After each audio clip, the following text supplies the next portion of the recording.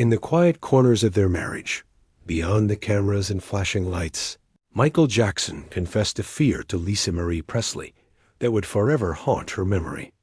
It wasn't about money, fame, or even the endless lawsuits circling his life. It was about destiny. Looking at her with piercing honesty, Michael whispered, "I'm afraid I'll end up like your father." This single line revealed the weight of a legacy that both united and cursed him. Lisa Marie had grown up in the shadow of Elvis Presley's legend. To the world, he was the king of rock and roll. To her, he was a man slowly consumed by fame, dependency, and isolation. She had witnessed the public adoration turn into whispers of pity and finally into headlines of tragedy. Michael, in his own rise, had studied Elvis's story like a prophecy written in advance. By the time he met Lisa Marie, Michael had already felt the crushing weight of being a global icon.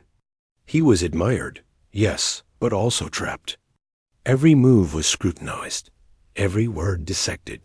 When he confided his fear of becoming another Elvis, Lisa knew it wasn't an exaggeration. It was the most honest glimpse of his inner torment. She recognized in him the same exhaustion, the same over-reliance on doctors, and the same desperate attempts to escape the cage of celebrity. Their union was more than romance. It was a collision of two dynasties. The king's daughter and the king of pop seemed like destiny.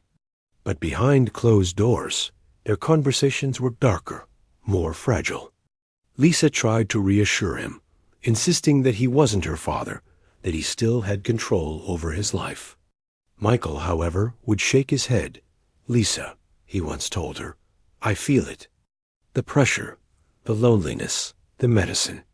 It's the same path." She could see the parallels.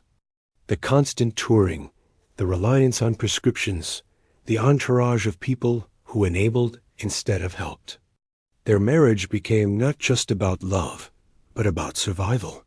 Lisa tried to protect him, as if saving Michael from his demons could also heal the scars left by her father's downfall. But Michael was both tender and elusive. One moment, he would laugh with childlike innocence. The next, he would retreat into silence, haunted by ghosts she could not touch.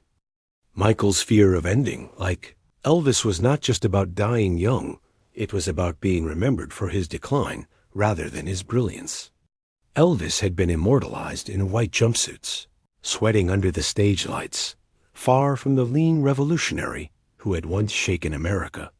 Michael dreaded the same fate, that people would forget the magic of Thriller and Billy Jean and only remember the trials, the surgeries, the scandals. Lisa Marie, torn between her loyalty as a wife and her burden as Elvis's daughter, saw the cruel irony unfold. She had spent years trying to reclaim her father's image from tragedy, and now she was watching Michael fight the same war. To her, it felt like history repeating itself. She begged him to rest, to slow down, to listen. But Michael's life had always been a performance. To stop was to die, and yet performing was killing him slowly. The paradox was inescapable.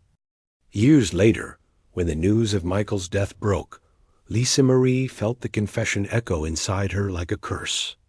His words, "I'm afraid I'll end up like your father," came back with brutal clarity. The scene was eerily familiar.